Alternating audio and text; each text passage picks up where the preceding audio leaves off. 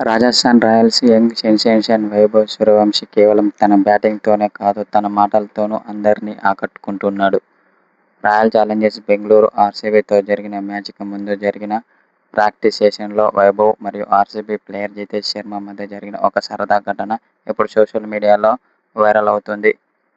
Practice session సమయంలో జితేష్ శర్మ సరదాగా వైభవ్ దగ్గరికి వచ్చి అతని బ్యాట్ కావాలని అడిగాడు. వైభవ్ తన బ్యాట్ ఇవ్వగానే జితేష్ థాంక్స్ చెప్పి వెళ్లిపోతుండగా వైభవ్ వెంటనే స్పందించి ఓ బాయ్ నా బ్యాట్ నాకిచ్చేయ్ దీని గురించి తర్వాత మాట్లాడదాం అంటూ వెనక్కి తీసుకున్నాడు.